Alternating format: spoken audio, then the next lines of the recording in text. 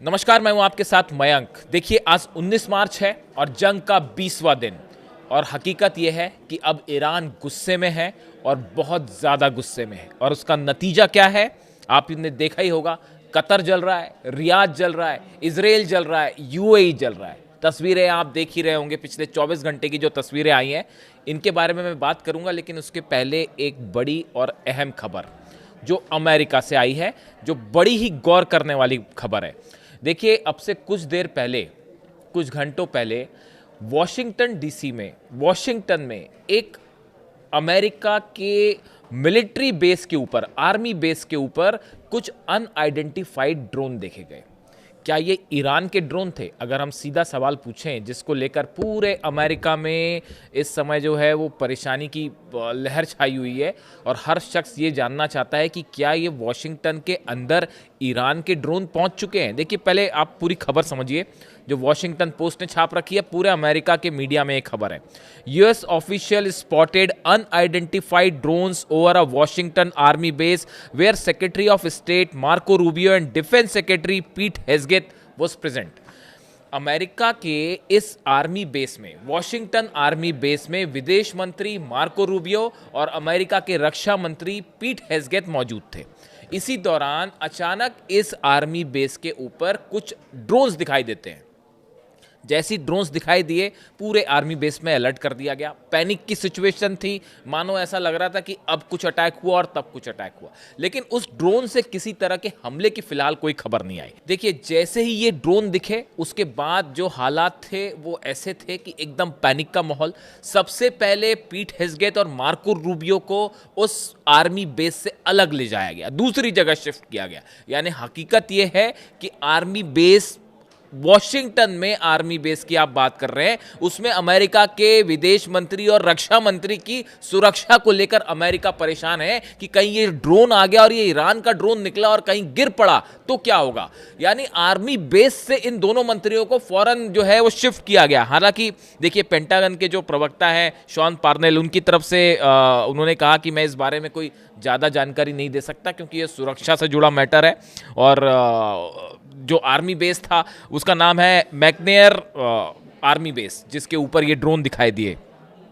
इसके अलावा उन्होंने ये भी जानकारी देने से मना कर दिया कि मार्को रूबियो और पीट हेग्सेथ को कहाँ शिफ्ट किया गया, कब शिफ्ट किया गया। ये सब जानकारी उन्होंने सुरक्षा कारणों से नहीं दी, और वाजिब है कि नहीं दी उन्होंने। लेकिन अब देखिए, इस घटना ने एक बहुत बड़ा सवाल खड़ा कर दिया है। कुछ दिनों पहले मैंने आपको एक रिपोर्ट बताई थी कि जिस तरह से एफबीआई की वार्निंग आई थी कि कुछ ड्रोन्स जो है, कुछ एक जहाज, उसमें जो स्पेसिफिक जानकारी थी कि एक मिस्टीरियस जो है शिप वो अंदर आ सकता है, अमेरिका के आसपास हो सकता है पहले से मौजूद, और उसके ऊपर से ड्रोन टेक ऑफ कर सकते हैं और कैलिफोर्निया में या अमेरिका के कुछ हिस्सों पर हमले हो सकते हैं। ये जानकारी एफबीआई ने दी थी, जिसको लेके डोनाल्ड ट्रंप से भी सवाल किया गया था। पूरी अमेरिका में सवाल उठ गए थे कि भाई ये क्या घुस के हमला होने वाला है। उसके बाद वॉशिंगटन में अज्ञात ड्रोन आर्मी बेस के ऊपर उड़ना, पूरी अमेरिका की सुरक्षा एजेंसियां इस समय पैनिक में हैं और सबको ये लग रहा है कि क्या अब ये दिन देखना पड़ेगा कि ईरान अब घर में घुस के अमेरिका पर हमले करने वाला है।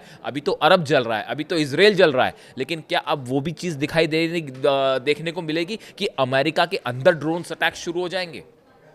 इस तरह की बात ईरान की तरफ से भी कही गई है कि आगे आगे देखिए क्या होता है।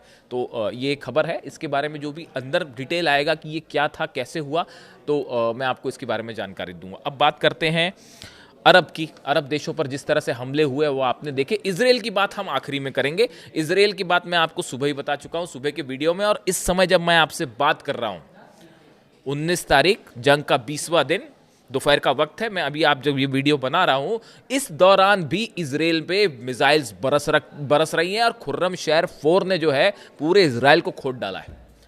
ये गुस्सा है ईरान का। लारिजानी साहब पर जिस तरह से हमले हुए, खामेनी साहब को जिस तरह से शहीद किया गया, अब ये उसका नतीजा है और अब ये गुस्सा भुगतना पड़ेगा। जो नए सुप्रीम लीडर हैं, उन्होंने मुस्तफा ने साफ कर दिया कि हम किसी सूरत में जो है वो सीज फायर का कोई सवाल ही नहीं है और एक एक खून की एक एक बूंद का बदला लिया जाएगा और शहादत का बदला लिया जाएगा। ये नए सुप्रीम लीडर के शब्द हैं। अब देखिए होता क्या है, आपने देखा जिस तरह से दुबई पर हमले हुए, कतर में हमले हुए, रियाद में हमले हुए, ये हमले क्यों हुए, हमले क्यों किए ईरान ने, ये बात समझना जरूरी है। देखिए, इजराइल और अमेरिका ने ईरान के साउथ पार्स गैस फील्ड पर अटैक हुआ। ईरान का ये वो साउथ पार्स गैस फील्ड सबसे अहम, सबसे इंपॉर्टेंट, सबसे बड़ा गैस फील्ड है ईरान का, जिस पर मिसाइल अटैक होते हैं और करीब उसका 15 से 20% हिस्से को नुकसान पहुंचा। उसके बाद बयान आता है अमेरिका के कि नहीं नहीं नहीं, हमने ये हमला नहीं किया, ये तो इजराइल ने कर दिया। और जो है हम अब आगे कहेंगे, मैं आपको बताऊंगा डोनाल्ड ट्रंप क्या कह रहे हैं। उसके बाद डोनाल्ड ट्रंप, अमेरिका की तरफ से बयान आया कि हमला हमने नहीं किया, ये तो इजराइल ने कर दिया है और गलती से ये हमला हो गया, या इस तरह की जो भी बात है, क्योंकि पता था कि अब ईरान क्या करेगा। उसके बाद ईरान ने जो है रात भर जो मिसाइलें बरसाई हैं अरब देशों पर, आप देखिए जो हमले हुए उस पर कतर की रास लफान गैस फैसिलिटी जो है, इस पर बुधवार की रात को यानी बीती रात को ज़बरदस्त अटैक हुए, मिसाइल्स अटैक हुए, ड्रोन अटैक हुए। नतीजा ये है कि पूरी इंडस्ट्रियल सिटी जो है उसमें आग लग गई। इस पर्टिकुलर जो एरिया है, ये ऑयल फील्ड जो है, गैस फील्ड जो है, फैसिलिटी जो है, ये लफान गैस फैसिलिटी को ज़बरदस्त नुकसान हुआ है। और कतर एनर्जी ने कन्फर्म किया है कि ईरानी मिसाइलों के हमले में गैस प्रोसेसिंग हब को काफ़ी नुकसान हुआ है, जबरदस्त नुकसान हुआ। उसके अलावा आप सऊदी अरब की बात करें, सऊदी अरब की गैस फील्ड्स, ऑयल फील्ड्स, सब पर अटैक हुए हैं, सब पर खुर्रम शहर 4 मिसाइल गिरी है। अभी तक आपने देखा कि अरब देशों पर ड्रोन से अटैक हो रहे थे, बाय एंड लार्ज बड़ी संख्या में ड्रोन से अटैक हो रहे थे, और या फिर जो मिसाइल्स थी उसमें खुर्रम शहर 4 मिसाइल्स इक्का दुक्का जगह से शामिल थी। जो अमेरिकन बेसिस थे उस पर खुर्रम शहर 4 मिसाइल गिर रही थी। लेकिन अब हालात ये हैं कि ऑयल फैसिलिटीज़ पर, सऊदी की ऑयल फैसिलिटी के ऊपर खुर्रम शहर 4 मिसाइल गिरी है। और आरामको जो ऑयल कंपनी है उसमें फिर एक बार आग लग गई है, और उसका नतीजा ये है कि धू धू कर जल रही हैं अरब 2 मिसाइल्स गिरने की तो तस्वीरें भी सामने आई। जितनी ऑयल फैसिलिटीज़ हैं, गैस फैसिलिटीज़ हैं, चाहे वो अरब में हो, चाहे कतर में हो, चाहे यूएई में हो। यूएई में कल ही हमले हो गए थे, फुजरान पोर्ट जो है उस पर हमले हुए, ऑयल रखने के जो ठिकाने थे उस पर हमले हुए हैं, गैस फील्ड्स हैं उनको निशाना बनाया जा रहा है। यानी 3 बड़ी जगहों पर, कतर में, यूएई में और सऊदी में बड़े हमले शुरू हो गए हैं। और मैंने आपको देखिए पिछले वीडियो में ये बताया था कि अब तेल में आग लगेगी। जब ये हमला हुआ था ईरान की साउथ पार्स गैस फील्ड पर, जब हमला हुआ था तभी मैंने आपको बता दिया था कि अब ये तेल की जंग हो जाएगी। और अब ये एक ऐसा तेल का खेल अब शुरू हो चुका है जो अब ये कहाँ जाके रुकेगा कोई नहीं, इसके बारे में अनुमान लगाना भी बेहद मुश्किल है। देखिए, सऊदी अरब के विदेश मंत्री प्रिंस फैसल बिन फरहान ने ईरान को चेतावनी देते हुए कहा है कि उनके देश और खाड़ी के जो अन्य देश हैं वो सब मिलकर ईरान को जवाब दे सकते हैं और वो अब इन हमलों को बर्दाश्त नहीं करेंगे, और इसलिए तेहरान अपनी सैन्य रणनीति पर दोबारा विचार करे। ऐसा बयान जो है वो सऊदी के विदेश मंत्री की तरफ से आया है, और उन्होंने कहा है कि हमारे पास अपने पार्टनरों के साथ मिलकर जो है हम ईरान को अब जवाब दे सकते हैं और ईरान को अपनी रणनीति पर विचार करना चाहिए। यानी अभी भी हमला किया नहीं है, इतने हमले होने के बाद भी अभी तक हमले की हिम्मत नहीं जुटा पाए हैं। लेकिन ठीक है, हमला कह रहे हैं कि आगे मिलके हमला हो जाएगा। देखिए, असल में हुआ क्या, कल मैंने आपको जो वीडियो बनाया था उसमें बताया था मैंने कि सऊदी में एक बड़ी बैठक होने वाली है। ये बैठक चल रही थी, 12 देशों के प्रतिनिधि शामिल थे और वो ये चर्चा कर रहे थे सऊदी में कि अब आगे क्या किया जाए ईरान को लेकर और कैसे क्या किया जाए, ये चर्चा चल रही थी। ये चर्चा के बीच में, मीटिंग के बीच में खुर्रम शहर 4 मिसाइल गिरती है सऊदी अरब में। उसके बीच में मिसाइल्स गिरनी शुरू हो गई यूएई में, उसके बीच पर मिसाइल गिरनी शुरू हो गई कतर में, और जो सबसे बड़ी जो ऑयल और गैस फैसिलिटी है उसको उड़ा दिया गया। यानी आप देखिए, ईरान की तरफ से कल ही ईरान ने बात कही थी, ईरान की सेना की तरफ से बयान आया था कि अगले चंद घंटे बेहद भारी होने वाले हैं इजराइल के लिए भी और सऊदी के लिए भी। देखिए, इस तरह से लगातार खबरें आ रही हैं। यूएई पे हमले का कारण मैंने आपको बताया, खार्ग आइलैंड पर जो हमले हुए उस पर बताया गया कि टेक ऑफ सऊदी से हुआ था, टेक ऑफ यूएई से हुआ था, B-2 बॉम्बर्स यूएई से उड़े थे, तो अब यूएई पे हमले हो रहे हैं। अब सऊदी को लेकर जहां तक बात है कि सऊदी के बेसिस जो है, और इस तरह की भी लगातार खबर है कि सऊदी अमेरिका के साथ ज्वाइन कर सकता है या सऊदी मदद कर रहा है अमेरिका की, इस तरह की जो खबरें हैं उसको लेकर ईरान सख्त नाराज़गी ईरान ने जाहिर की थी और ये कहा था कि मिलिट्री बेसिस जो हैं वो आपके यहाँ सुरक्षित नहीं है, आप दूर हो जाइए इनसे और मदद बंद कर दीजिए। लेकिन ऐसा नहीं हुआ।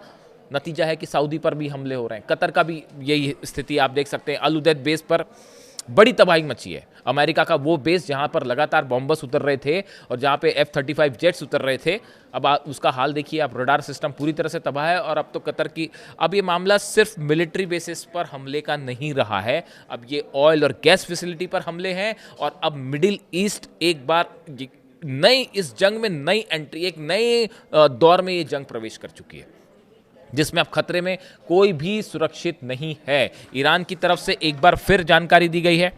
ईरान की तरफ से कहा गया है कि हम आपको एक बार फिर चेतावनी देते हैं, आपने इस्लामिक गणराज्य यानी ईरान के ऊर्जा के ढांचे पर हमला करके बड़ी गलती की है। अगर इसे दोहराया गया तो आपके और आपके सहयोगियों के ऊर्जा ढांचे पर हमले तब तक नहीं रुकेंगे जब तक ये पूरी तरह से तबाह नहीं कर दिए जाते। ईरान ने कहा है कि अगर दोबारा हमारे किसी भी गैस फील्ड पर, ऑयल फैसिलिटी पर हमला हुआ तो जितने अरब देश हैं इनके पूरे ऑयल फैसिलिटीज पर तब तक मिसाइल मारी जाएंगी जब तक ये जल ना जाए। अब देखिए इसके बाद जो हाहाकार मचा है अमेरिका में और अरब देशों में, किसी को समझ नहीं आ रहा कि क्या किया जाए। और अब उसके बाद डोनाल्ड ट्रंप का बयान बेहद अहम बयान है। अब देखिए डोनाल्ड ट्रंप क्या कह रहे हैं। मध्य पूर्व में हुई घटनाओं को लेकर गुस्से में इजरायल ने ईरान के साउथ पार्स गैस फील्ड ठिकाने पर हमला किया। पूरे क्षेत्र का एक छोटा सा हिस्सा ही प्रभावित हुआ है। अमेरिका को इस हमले की कोई जानकारी नहीं थी और कतर को भी इससे कोई लेना देना नहीं था, ना उसे इस हमले की कोई जानकारी थी।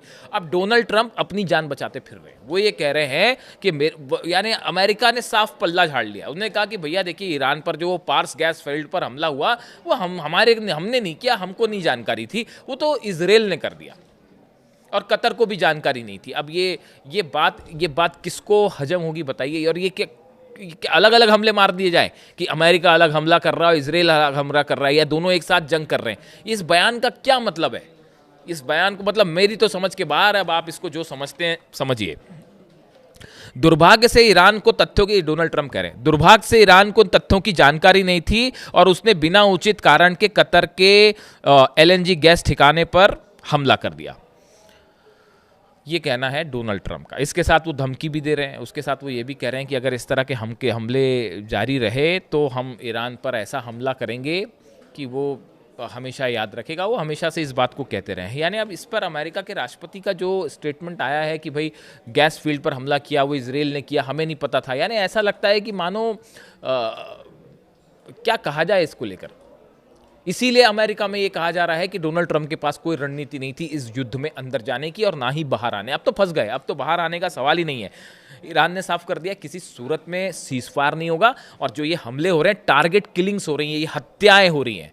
अली लारीजानी साहब को जिस तरह से निशाना बनाया गया, नई इंटेलिजेंस चीफ को निशाना बनाया गया, बासिस फोर्स के जो हेड है उनको निशाना बनाया गया, ये ब्रूटल मर्डर्स हैं, हत्याएं हैं ये, और उनका एक एक शहीद का जवाब लिया जाएगा, ये ईरान की सेना का कहना है। अब इस बीच में चीन की एंट्री हो गई है। ये जितने हालात हैं, बताया जा रहा है कि ये अगर ऐसे ही कुछ दिन और चलता रहा तो ये कोविड के स्तर से बड़ा क्राइसिस होगा।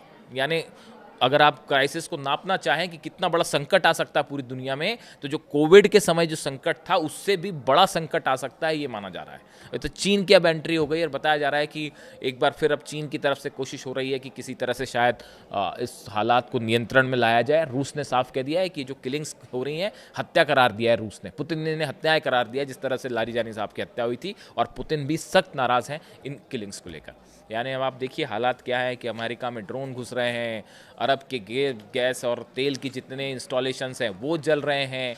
और इजराइल की जो ज़्यादा बात करने का मतलब नहीं है, क्योंकि वहाँ पता चलेगा क्या हुआ। 300 मिसाइल्स ने हिट किया है इजराइल को बीती रात। रेलवे स्टेशंस तबाह हुए हैं, बस स्टैंड्स तबाह हो गए हैं, आपके जितने मेट्रो स्टेशन हैं उन पर वो गिरी है। बेन गुरियन एयरपोर्ट तो पता नहीं कितनी मिसाइल्स गिर गई वहाँ पे, अब हिसाब नहीं लगाया जा सकता। 10 से 15 की खबर हमारे पास थी, अब आगे पता नहीं, अभी इस वक्त कितनी मिसाइल गिर रही होंगी उसका पता नहीं लगाया जा सकता। कितने प्लेन्स तबाह है, बेन गुरियन एयरपोर्ट पूरी तरह से तबाह हो चुका है जो जानकारी है। इसके अलावा कितने ठिकाने ऐसे हैं जहां मिसाइल्स गिरी हैं, कितने लोग की कैजुअलिटी, कल ही खबर आ रही थी कि 200 से 250 लोग मारे गए हैं। और उसको इजराइल कैसे कबूल करेगा, सामने आएगा, वो पता चलेगा। लेकिन फिलहाल हालात ये हैं, ईरान गुस्से में है और बहुत गुस्से में है। अपडेट होगा आप तक पहुंचाऊंगा। Thank you so much.